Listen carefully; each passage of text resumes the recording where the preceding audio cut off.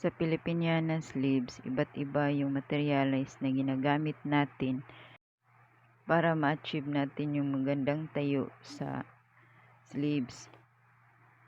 Ito yung pinaka-the best na tayo.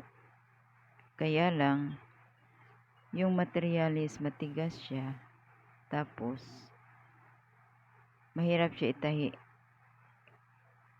Kaya gawa natin ng technique paano siya mas madali at di tayo mahihirapan pag kinabit na natin doon sa sleeves.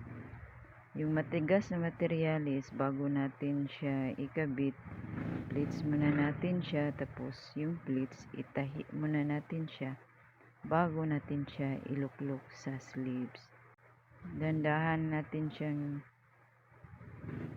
ikabit kasi kapag nagtatahi na tayo ng ganyan na materials, may tendency na mabali yung karayom.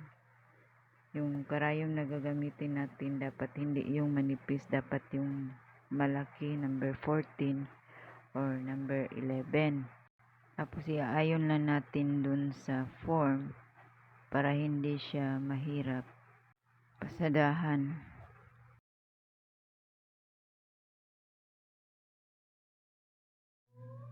Pagkatapos natin siyang ipin, itahiin na natin yung crinoline attach natin dun sa sleeves para maging isa na lang siya bago natin i-attach dun sa body.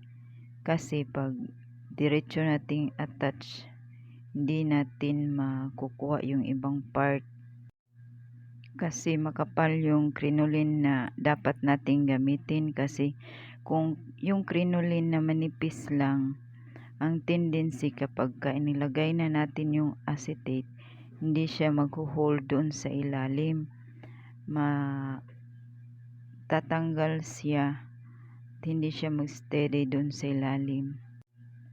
Gusto kasi natin i-achieve yung magandang tayo katulad ng nasa picture.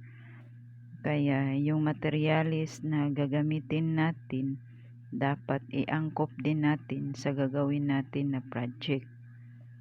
Kasi ang bawat materials na gagamitin natin, yun ay nakakaapekto sa overall na outcome. Ito yung packet na lalagyan natin ng acetate sa ilalim. Pagkatapos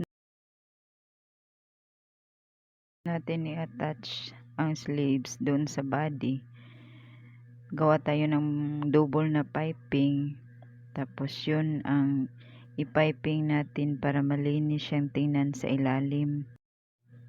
Isang pasada na lang kasi kung double yung piping, tapos hindi na natin siya i-close kasi close na siya. Yung kabilang side yung sa piping, i-edging na lang natin para malinis na siya tingnan yung piping.